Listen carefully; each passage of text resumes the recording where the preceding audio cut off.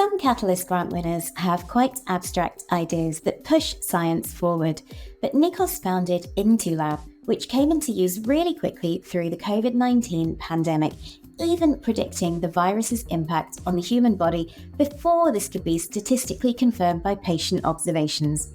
We asked Nikos to tell us a little bit more. I'm in London.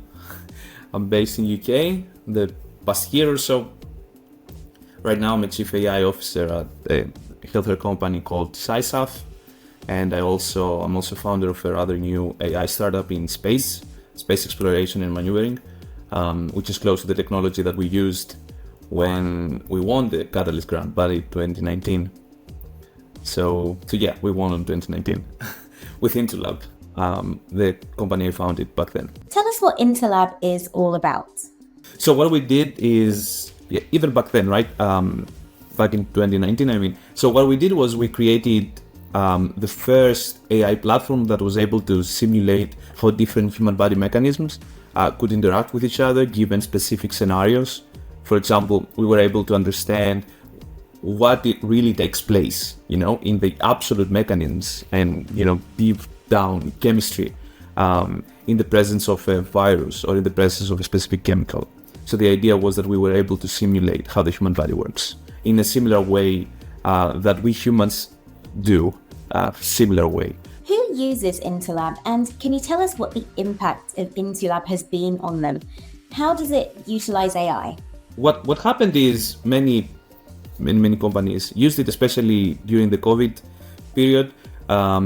We gave it away for free to many teams because everyone was trying to understand, what is that thing and what it could predict and so on and so forth. And very early on, it was able to predict things that we thought it was wrong, but it turned out to be true. So for example, this is anecdotal, but in January or February 2020, we were able to know that based on our technology that COVID would have,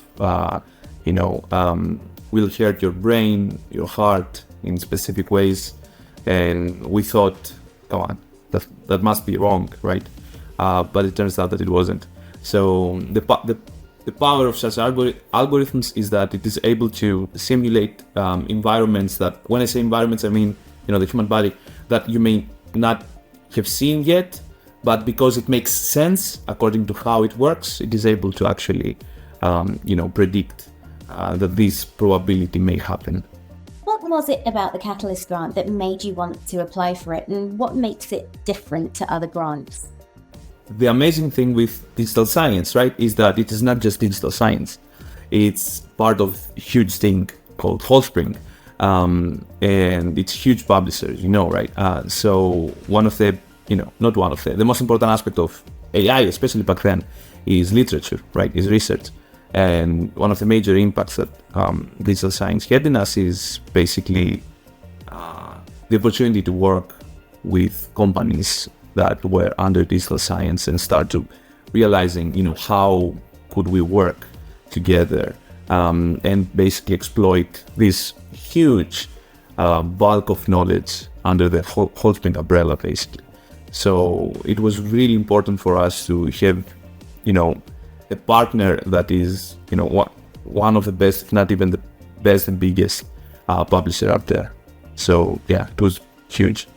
The big thing that maybe should be mentioned about the Catalyst grant is that someone is trying to save science knowledge, and this is good news because I don't see any other people out there or organizations to try to understand where all this is heading, because it's very obvious where this is all going, right?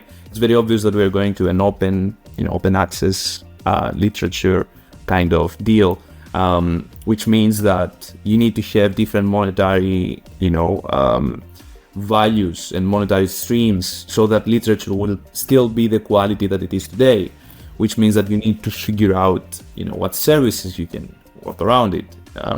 And this is the only way to go at the point where we are, especially with AI, right?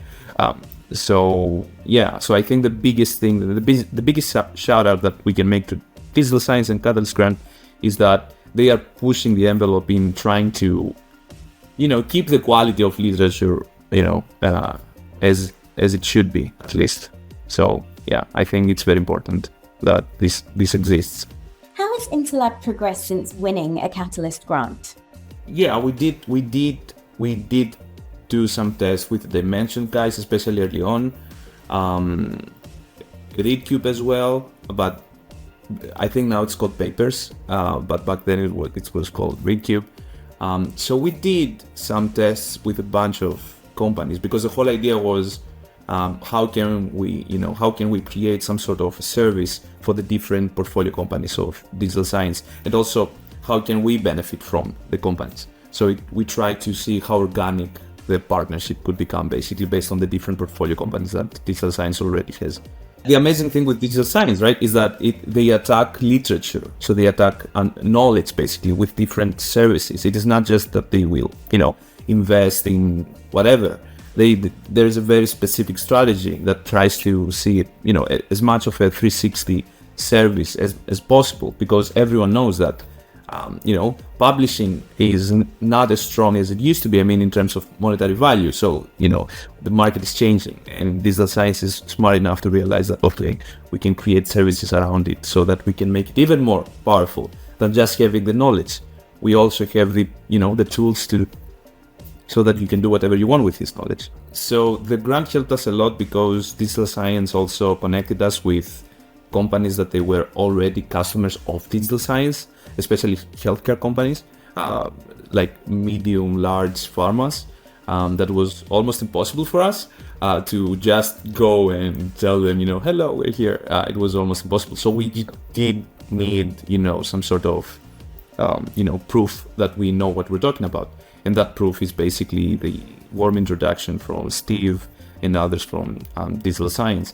So I think this was the biggest impact that he had with us. So what happened afterwards is we kept working with pharmas, and at some point we started negotiating an acquisition of Intoolab in a different field.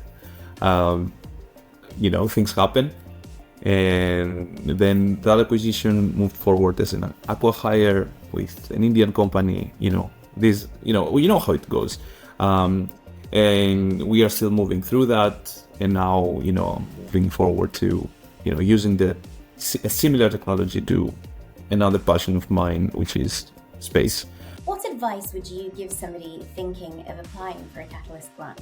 One big thing that doesn't seem to happen a lot is startups. Usually startups are people that are either passionate about what they're doing, which means that they're very passionate about a very specific thing that they're doing, and they neglect the market, or it's people that found a loophole in the market or found a shortcut, like generative AIs, and they basically build a service around that shortcut.